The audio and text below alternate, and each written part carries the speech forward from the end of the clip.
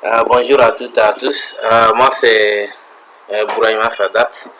Donc, aujourd'hui, nous allons apprendre comment créer un fichier comptable à travers le logiciel CI100 Comptabilité, version i7.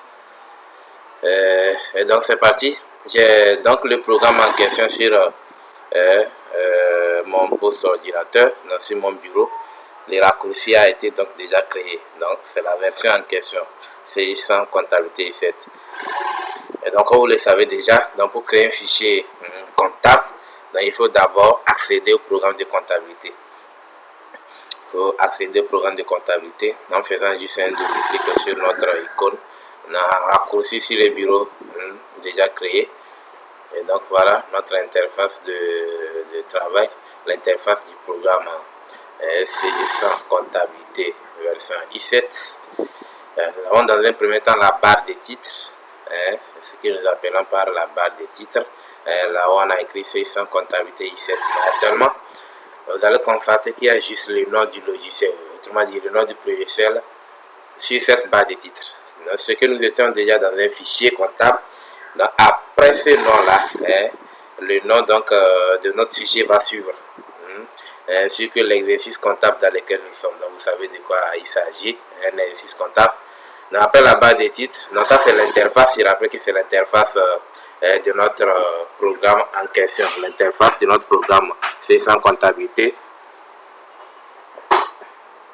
Et donc après cette barre de titre, nous avons ce que nous avons appelé la barre des menus. La barre des menus, sur laquelle se trouvent les menus tels que fichier, édition, structure, traitement, état, fenêtre, puis aide. Après la barre des menus vient maintenant la barre des outils. La barre des outils. Dans cette barre des outils, nous avons quelques icônes standards, les boutons ajouter, consulter, ainsi de suite. Donc nous avons aussi, et ça c'est l'intusage, on peut personnaliser ça comme on veut. C'est ainsi qu'on peut aussi faire disparaître ça. Donc c'est pas l'objet de notre cours aujourd'hui. Donc on a aussi la barre verticale qui n'est pas affichée ici. Donc de préférence on peut l'afficher à travers le menu fenêtre. Et nous avons barre verticale. Et là, voilà. Notre barre verticale ça. Et donc les commandes qui se trouvent sur cette barre verticale, ce sont des commandes qui sont là en guise de raccourci. C'est bon, non? Donc on pouvait accéder à ces commandes là à travers le menu. Mais à côté de ça, ils sont là en guise de raccourci sur notre barre verticale. À défaut d'aller par exemple dans le menu traitement avant de voir ajout d'une pièce, donc on peut directement cliquer sur ça ici. Donc, comme vous pouvez le constater, ces commandes ne sont pas actives parce que maintenant nous sommes juste dans le programme, on n'est pas encore dans un fichier. Donc, avant de tenir votre comptabilité, il vous faut créer une base comptable, autrement dit un fichier comptable. Et donc, pour ce faire, nous allons lancer la commande nouveau du menu fichier. On va dans menu fichier, on clique sur la commande nouveau. Et voilà. Donc, à défaut de cliquer sur la commande nouveau, on peut faire la combinaison CTRL-N. Regardez. Donc, fichier nouveau correspond à la combinaison CTRL plus N. CTRL plus N de votre clavier. Et là, la fenêtre en question apparaît. Voilà. Donc, je suis dans un usage, CTRL N, et puis vous allez avoir la même fenêtre. C'est bon, non? Maintenant, on nous demande ici, bon, je rappelle que nous sommes en mode assistant. Pour la création du fichier, nous avons deux modes. On peut créer les fichiers en mode assistant, ou on peut aussi créer les fichiers en mode sans assistant. Donc, c'est conseillé. Bon, moi, je conseille de créer les fichiers en mode assistant pour les débutants. Ok. Donc, comme le nom de cette commande l'indique en mode assistant, cela suppose que vous aurez un assistant. Comme vous pouvez le voir ici, assistant de création des fichiers comptables. Dans les fichiers, le programme lui-même va nous assister durant tout le processus que nous aurons à faire. Donc, on nous demande dans un premier temps d'indiquer la raison sociale de notre société. Donc, la raison sociale n'est rien d'autre que le nom de votre société. Donc, ce sont des termes un peu spécifiques, c'est-à-dire qui sont liés à la gestion. On parle de la raison sociale. C'est la raison d'être de votre entreprise. Donc, si l'entreprise n'a pas de nom, c'est qu'elle n'existe pas encore. Donc, on veut simplement nous demander de servir le nom de notre entreprise dans cette zone-là. Ok, donc nous allons donc saisir le nom de notre entreprise. Le nom de notre entreprise, par exemple.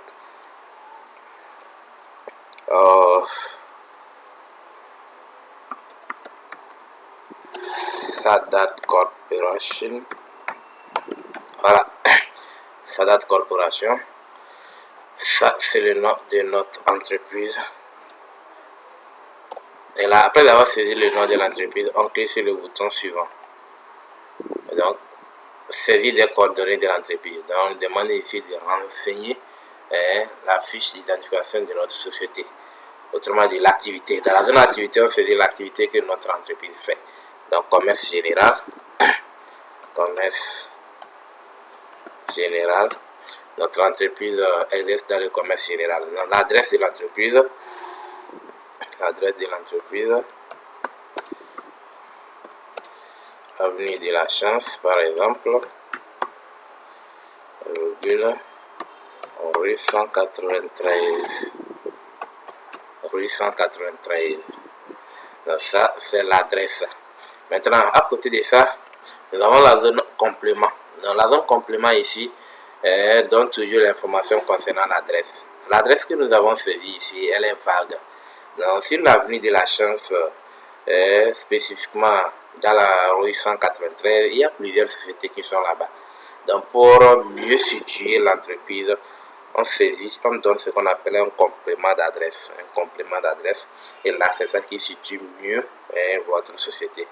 Donc, dans la rue 193, la société Sadat Corporation est située à côté d'une société, ou bien n'est pas loin d'une société. Donc, par exemple, nous allons dire ici comme complément, non loin de non loin du bar, ou bien non loin de Familk, non loin de Familk. Donc nous avons Familk qui est aussi dans la rue 193 qui a venu de la Chance, et donc la société en question est située à côté de Familk, ou bien n'est pas loin des familles. C'est un exemple d'un complément d'adresse. Maintenant, dans la zone CP, nous allons mettre notre boîte postale. Nous utilisons que les boîtes postaux, on n'utilise pas les codes postaux, donc on va mettre notre boîte postale.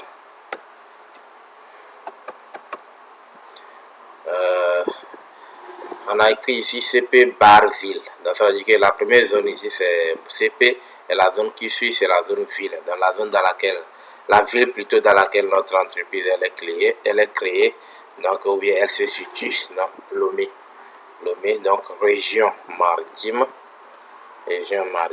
et pays, non pas de défaut il y a France là-bas, étant donné que le logiciel en question est créé par une société française, et donc par défaut vous allez voir France.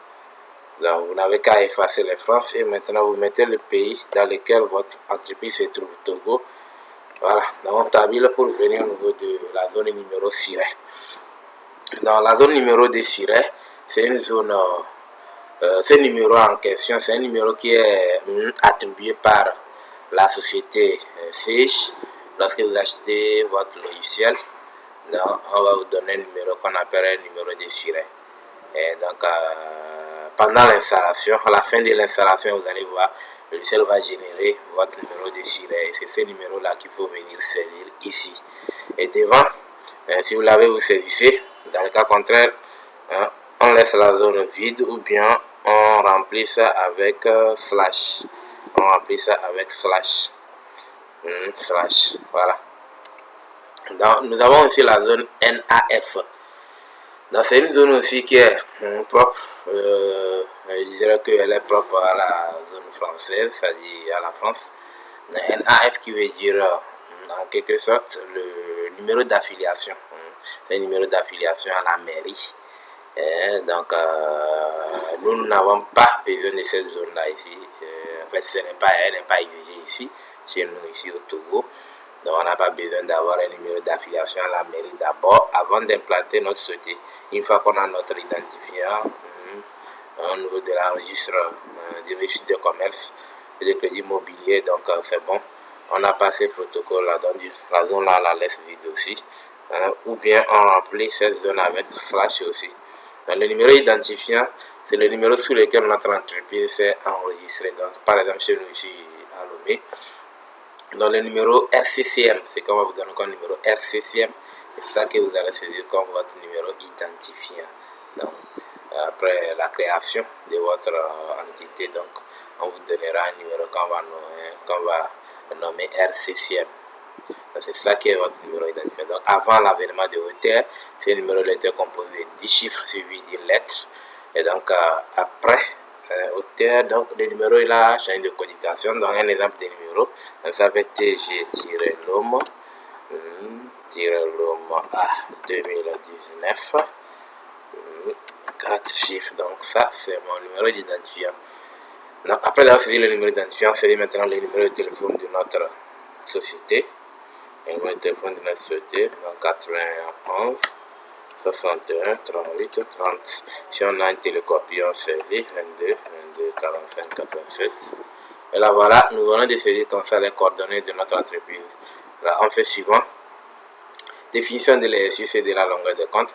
Date début d'exercice 1er janvier 2019. Date fin d'exercice 31 décembre 2019.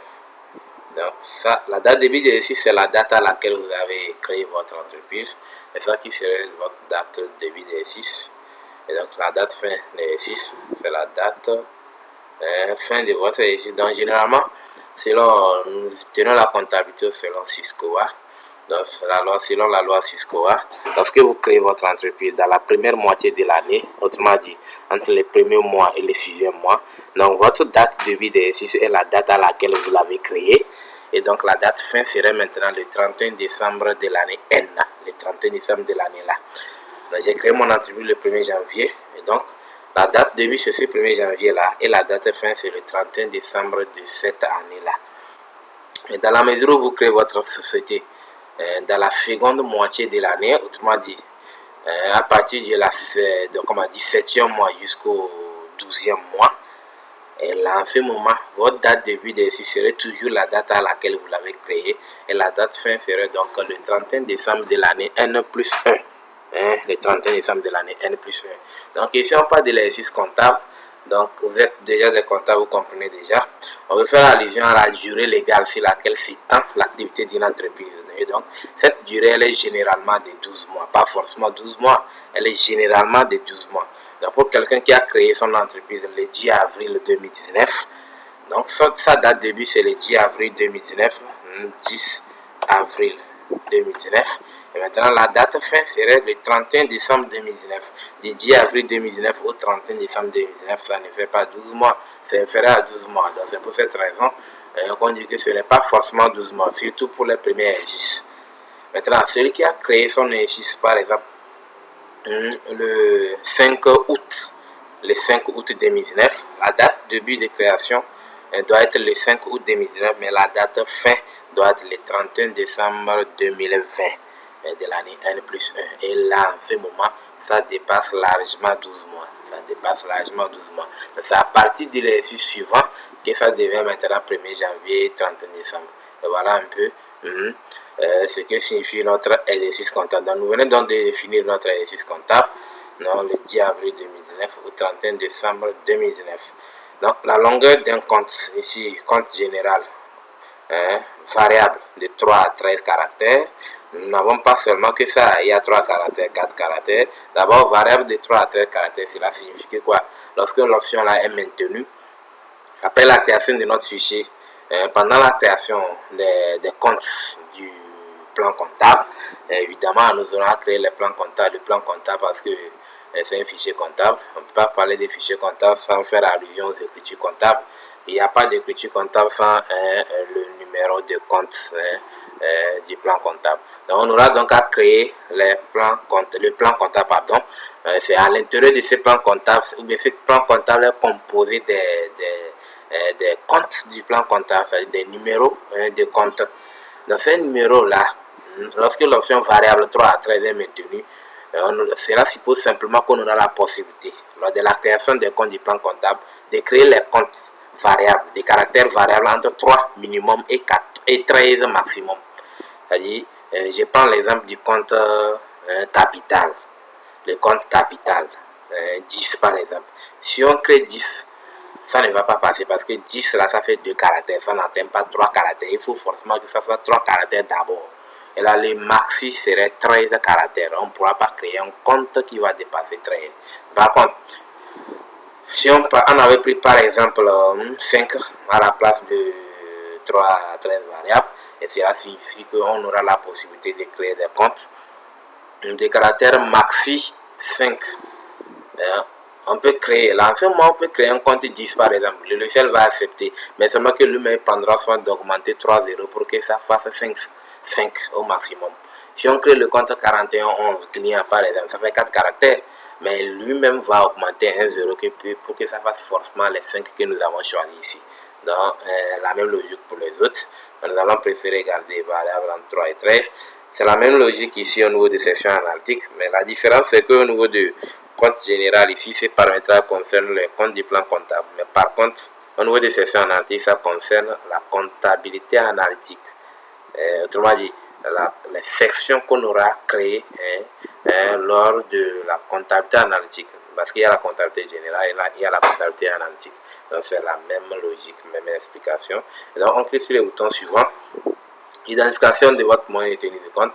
La monnaie de tenue de compte dont on parle ici, c'est notre devise, la monnaie dans laquelle nous tenons notre comptabilité. Là, par défaut, il y a euro qui est coché. Donc, dans la mesure où nous ne tenons pas notre comptabilité en euros, là, on coche l'option autre à préciser, afin de préciser notre monnaie de tenue de compte en francs CFA. Nous tenons notre comptabilité en francs CFA. Et là, on clique sur le bouton suivant. Toujours les informations concernant notre monnaie de tenue de compte. On nous demande ici d'indiquer le nombre de décimales de la monnaie. Donc, par défaut, il y a 2 là-bas. 2 là signifie que on aura 2 chiffres après la virgule. Et donc, les 2 là sont là-bas à cause du fait, c'est-à-dire par rapport à l'euro qui était choisi par défaut. C'est pour cette raison il y a les 2 là. Et donc, voilà que nous n'utilisons pas l'euro et que notre monnaie, c'est les francs CFA. D'abord, vous devrez savoir que ce n'est pas toutes les monnaies qui ont un nombre de décimales. C'est uniquement les monnaies à décimales qui doivent avoir un nombre de décimales. L'euro est une monnaie décimale. Donc on peut dire 20,50 euros, 20,15 euros. Donc c'est une monnaie décimale. Là, en ce moment, on peut définir le nombre de décimales de cette monnaie-là. Mais nous, notre franc CFA n'est pas une monnaie décimale. Si c'est 5000, c'est 5000. Si c'est 2000 francs, c'est 2000 francs. Il n'y a pas 2000 francs,1, il n'y a pas 2000 francs,2. Donc cela signifie que notre monnaie n'est pas plutôt une monnaie décimale. Donc par conséquent, ne doit pas avoir un nombre de décimales. Là, on efface simplement les zéros là. On peut effacer ça, laisser comme ça, ou bien mettre 0 à la place. Donc, vous allez constater qu'après avoir effacé les zéros, automatiquement, le séparateur de décimales se désactive. Parce que tant que vous n'avez pas de nombre de décimales, là, vous n'aurez donc pas besoin d'un séparateur de décimales, raison pour laquelle elle se désactive. Donc, s'il y a un nombre ici, vous verrez que le séparateur de décimales est activé. Ouais, non. Et donc, le séparateur de décimales en question, supposez que notre monnaie est une monnaie décimale. C'est un Ghana Cedis ou bien un Naira. C'est une monnaie décimale. Et donc, on a précisé le nombre de chiffres après la virgule. Et là, nous viendrons ici au niveau des séparateurs de décimales pour choisir notre séparateur de décimales. C'est-à-dire que quoi? Chez nous, notre monnaie est une monnaie décimale. Si je prends l'exemple de l'euro, donc on peut dire 20,5 euros. Et donc, la plupart des pays anglophones, si on veut écrire 20,5 euros, on écrit 20,5. Donc, c'est ça, c'est le point là qui est leur séparateur de décimales. Mais par contre, au niveau des pays francophones, c'est plutôt la virgule qui est le séparateur de décimales. Donc, ça dépend. C'est en quelque sorte ce que ça signifie séparateur de décimales. Donc, nous rappelons que nous sommes en francs CFA, donc notre monnaie n'a pas de séparateur de décimales, ni un nombre de décimales. Voilà, maintenant, le troisième élément ici, c'est le séparateur de milieu. Le séparateur de milieu, si nous allons choisir par exemple point, et choisir point, cela veut simplement dire que pour saisir 1 million, j'ai saisi 1, on met point, 30, point, 30. Donc, c'est l'élément qui vient séparer les milliers. Donc, ça peut être virgule, pour d'autres, ça peut être point, pour d'autres, ça peut être espace. Donc, il y a les 3 éléments là-bas, il y a virgule, point et espace. Je préfère choisir point, donc ça veut dire que dans les montants, il va les séparer avec, il va séparer les milliers et avec le signe point. Donc ce n'est pas encore fini. Donc on nous demande ici d'indiquer le code ISO de notre monnaie. Je rappelle que le code ISO, en fait, c'est un code qui permet d'identifier votre monnaie de tenue de compte par rapport aux autres monnaies étrangères. Et là, donc le code ISO du franc CFA, l'objectif en fait de ce code ISO, c'est quoi? Donc comme je viens de le dire, ce code permet d'identifier votre monnaie de tenue de compte par rapport aux autres monnaies étrangères. Donc nous travaillons en franc CFA. Donc, vous êtes sans savoir que nous avons deux types de francs CFA. Nous avons le franc CFA de l'Afrique occidentale et le franc CFA de l'Afrique centrale. Et donc nous, notre franc CFA, c'est le franc CFA de l'Afrique occidentale. Donc, son code ISO, tous les deux francs CFA ont les mêmes sigles. CFA, on les appelle CFA. Donc pour un banquier international, une banque internationale, quelqu'un qui veut faire une opération depuis l'Afrique centrale, il veut transférer l'argent par exemple de l'Afrique centrale vers l'Afrique occidentale.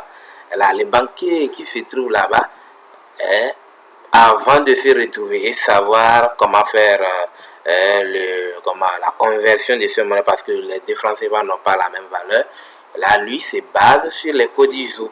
Il ne va pas travailler sur les sigles, parce que s'il faut travailler sur les sigles, les deux francs CFA ont les mêmes sigles. On les appelle CFA. Là, il y aura des confusions.